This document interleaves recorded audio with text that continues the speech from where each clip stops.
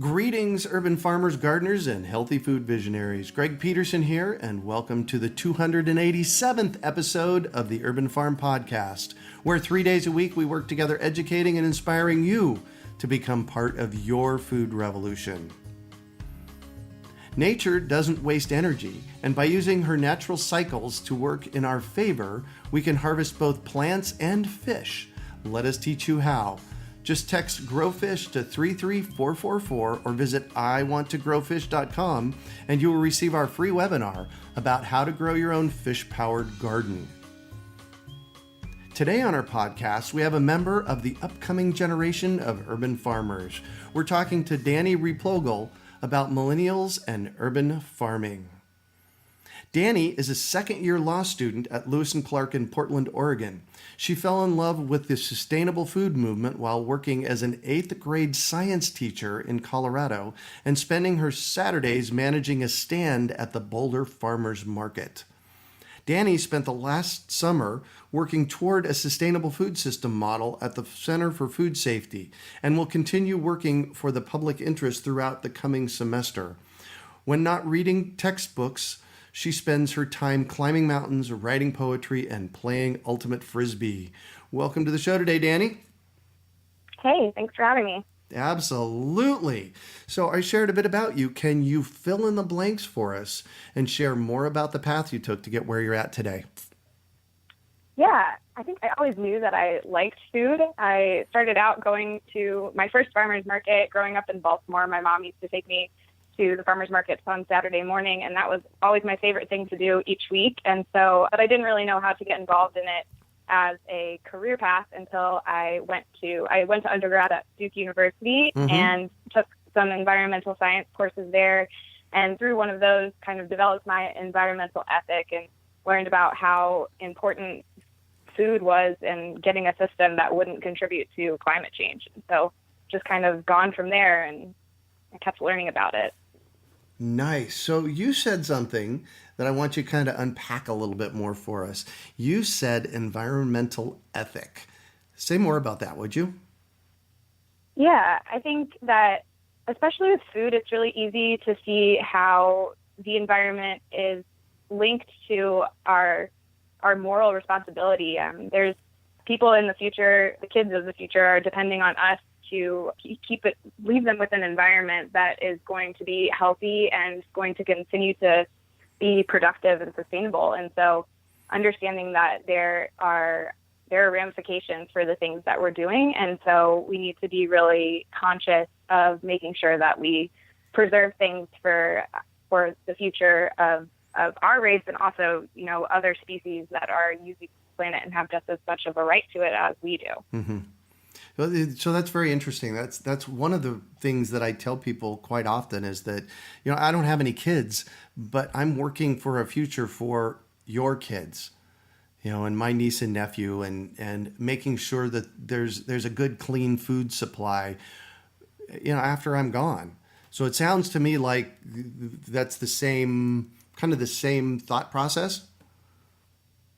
Yeah, definitely. And I think it ties into what I'm studying right now because I'm sure there's a bunch of cases going on the federal and state level right now where kids are suing the government for not taking action on climate change. And it's based on, that same idea that they have a right to a clean environment. And so one of the rules of government is to ensure that right is going to be delivered to them.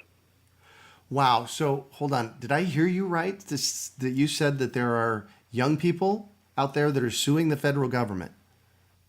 Yeah, that's right. Wow. So say more about that, would you? Yeah. So it's a new branch of legal tactics that's called atmospheric trust litigation.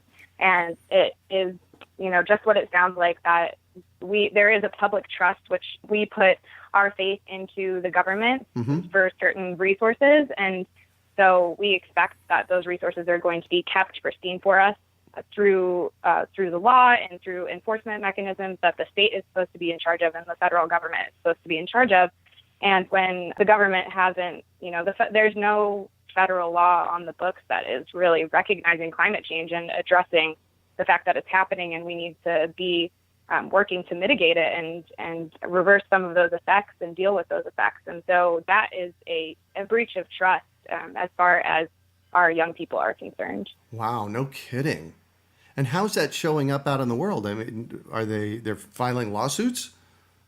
Yeah, there's lawsuits filed in a few different states, and then the federal case has been getting a lot of the attention. In the state of Oregon, the case is going forward, and on the federal level, they have moved past the summary judgment stage, which basically a judge just said, they looked at the case and said, this is a legitimate harm that these kids are suffering, which is a huge win because, people, often discount future effects. And so this is a big acknowledgement. Yeah.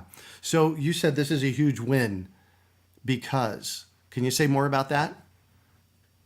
Yeah, I think it's a huge win because at least if we're not getting anything through legislature that is recognizing that these things are happening and agreeing that we're going to have to move forward to deal with it, then at least there is some branch of government that is starting to take responsibility and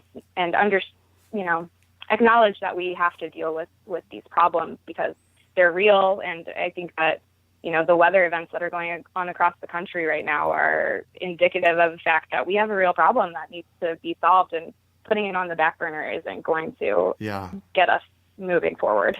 Well, yeah, and the weather events seem to be getting more intense.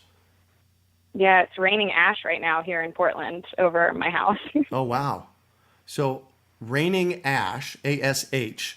So that's from a volcano, right? Not from a volcano. It's from the forest fires that are going on in the Columbia Gorge. Yeah. Wow. Well, I'm sorry to hear that. So what are you studying? You go to Lewis and Clark College. You're getting a law degree there. In fact, by the way, my dad actually graduated in the 1950s from Lewis and Clark. And I've actually visited the campus there about 10 years ago, which is a beautiful campus. But what are you studying? I'm studying all kinds of different facets of environmental law right now. So there's land use regulations and pesticide registrations and all kinds of other things that have to go through the government and be approved, and people that you can sue for not following the right procedures. And so I'm learning how to do all of that stuff, and hopefully we'll go into food law, which is kind of this newly recognized branch of law that deals with all things agriculture and making sure that people have equal opportunity to access good, healthy food. Wow. So there's a new branch called food law. Yeah, I wouldn't say that it's new, it's kind of being recognized now as something that you can go and study. Mm-hmm. Wow. How cool is that? What are you learning in that arena? Well, it's my second week of class, so I've had one food law class, but I worked at Center for Food Safety over the summer, which in Portland, there's an office that just has 2 attorneys in it right now, but they work on all kinds of different food issues and petitioning the government for sustainable food interests. And then, if people are doing things that are not contributing to the vision that we have for a sustainable food movement, then we have legal methods that we can use to try to make sure that our interests are being represented and that they're not hurting the environment. Right. Wow. How cool is this? I am so glad, first of all, that you're doing this. And secondly, that this is finally here. Yeah, it's an exciting movement to be a part of, and something that I think is really positive. Food is so interrelated with culture and togetherness and family and friends. And so that's one thing that really drove me to want to be involved in food, particularly as a way to improve our environment and our lives. Beautiful, beautiful. So how did you become involved in sustainable farming? Let's go there next.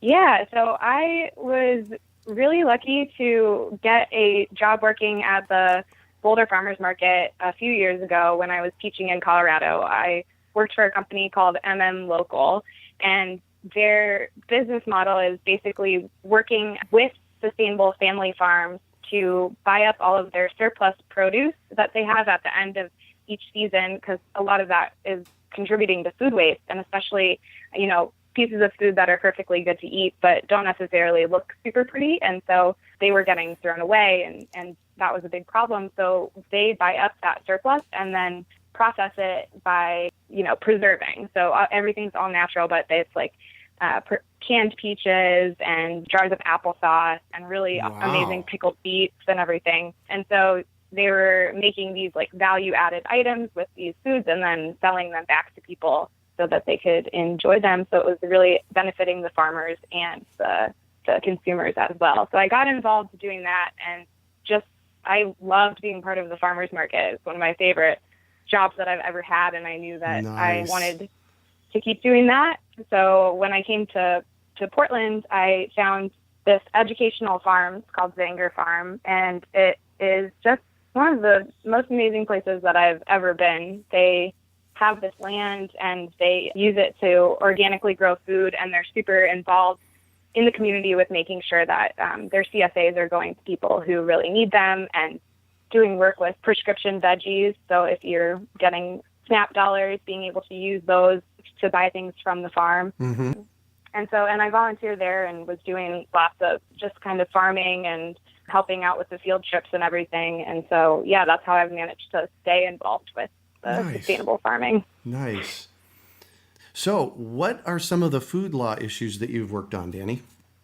Well, one of the biggest things that I was working on over the summer at Center for Food Safety is opposing this approval that has gone through for basically what amounts to industrial level aquaculture going on in the Gulf of Mexico. Mm-hmm. So I'm sure many of the Urban Farm podcast listeners are aware of the issues that have arisen because of industrial farming. We have monocropping that is ruining our soil quality, and lots of problems with pesticides, especially now with the whole Camba disaster going on. And so the approval of industrial aquaculture in the Gulf just really kind of shows that we have to apply these lessons that we're learning.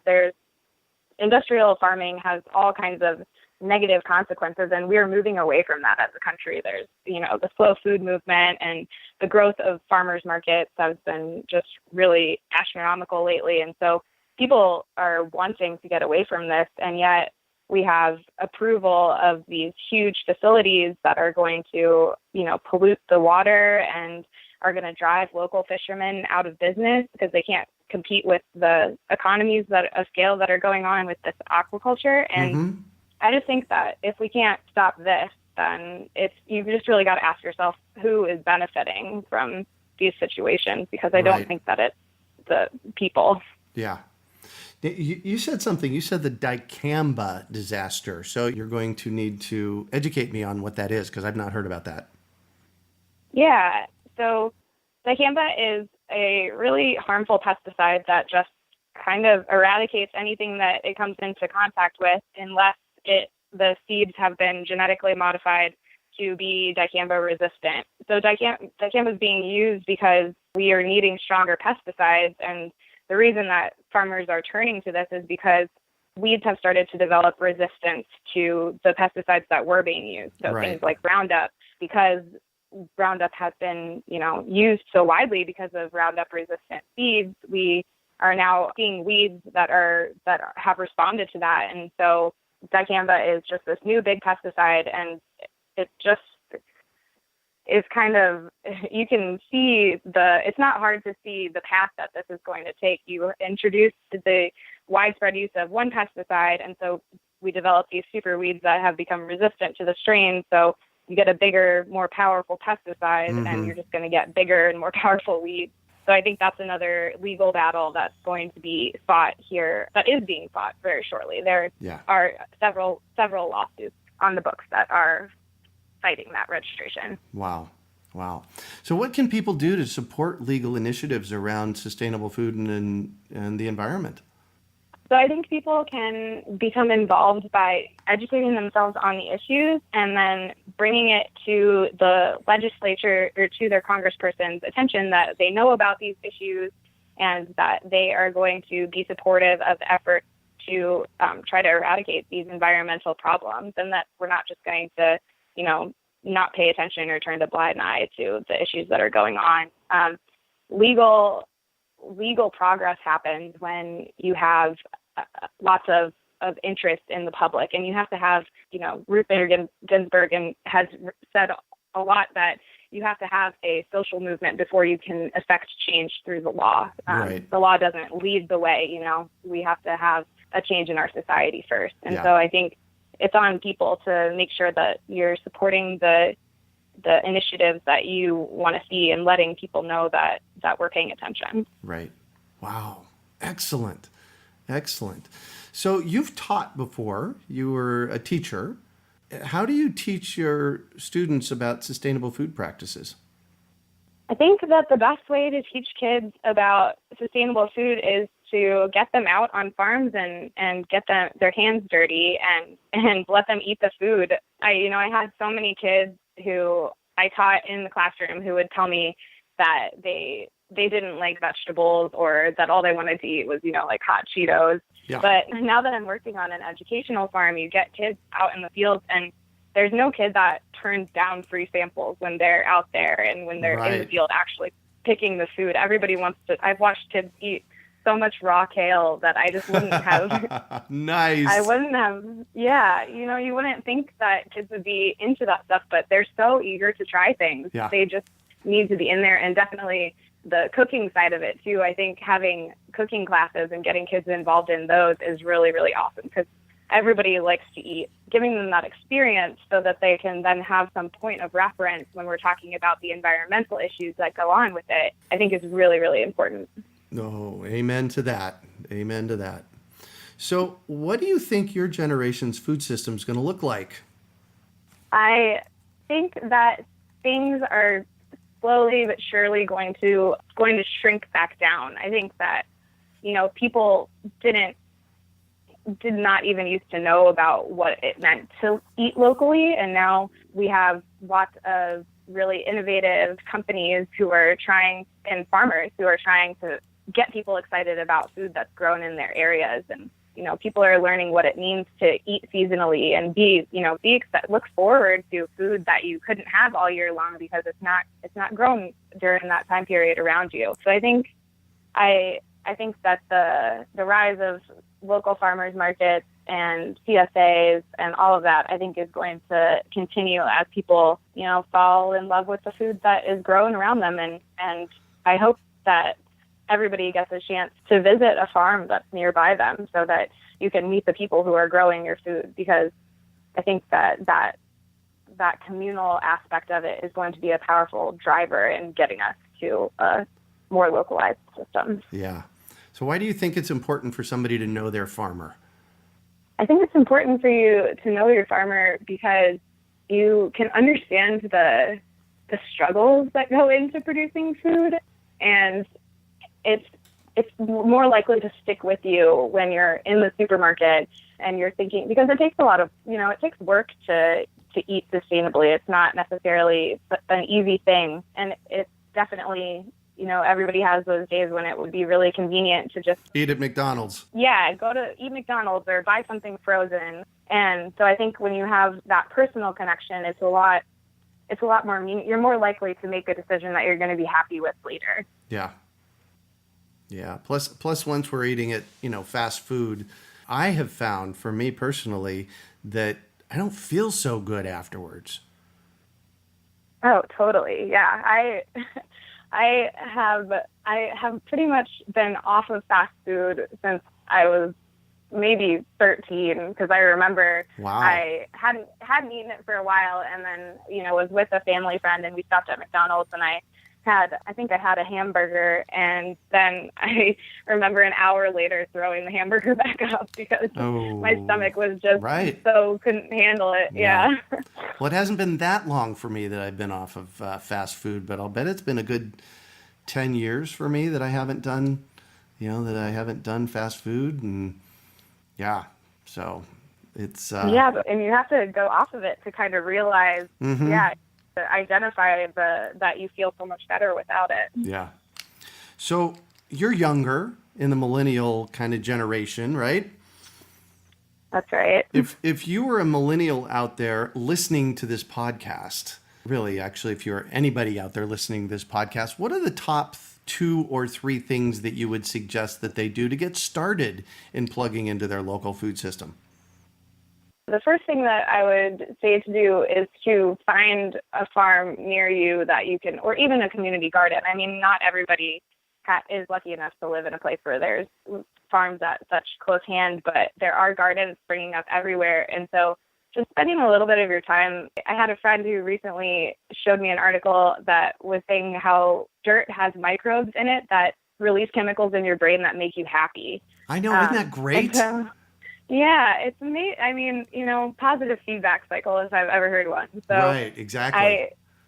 I think you just have to get out there and get your hands dirty to understand what it is that everybody's so excited about. And you'll meet such great people doing that too. When I was first volunteering at the farm near me, there were 3 or 4 people who were there on the same day at the same time, and we would sit around and weed for hours, but we would just have these long, like almost therapy sessions where we talked about the most like in-depth things. And so it was just a really awesome way to connect with people in the community and people that were of all different ages and backgrounds that I wouldn't normally have a chance to talk to.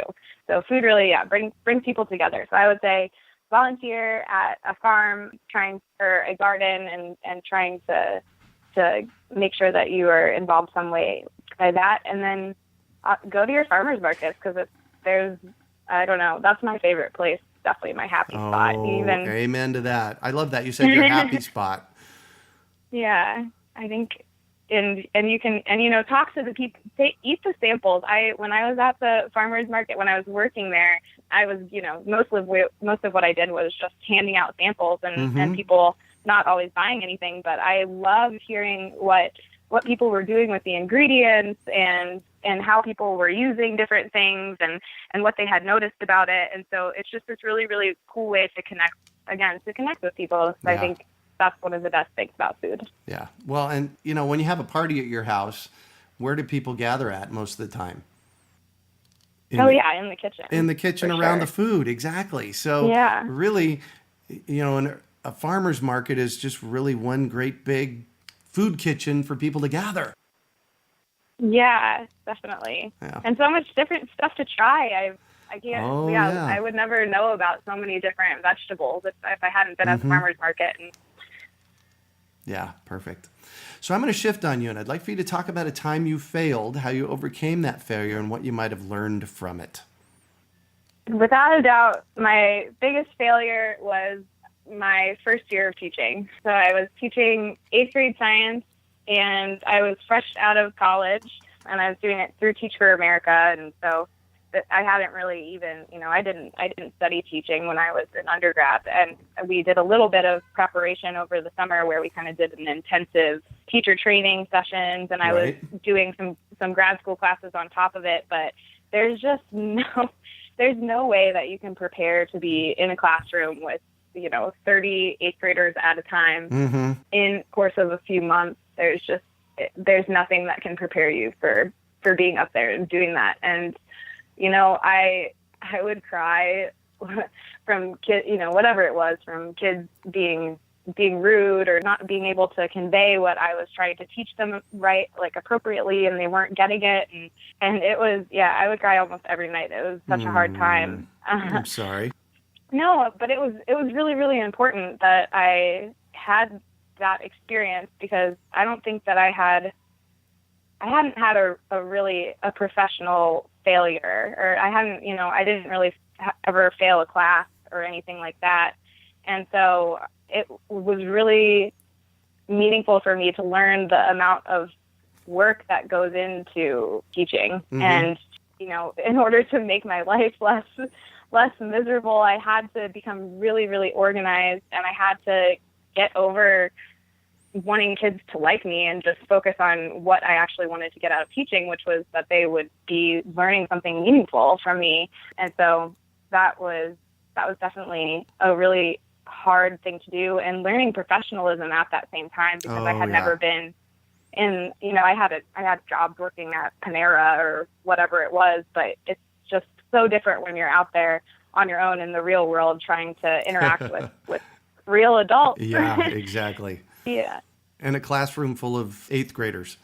Right. They do not care about your personal problems. Right. and, you know, you have to, it's your number one priority to be taking care of them. And so to go from that shift from college where everything's about you to going to a place where almost nothing's about you and everything's about them was just really, really hard.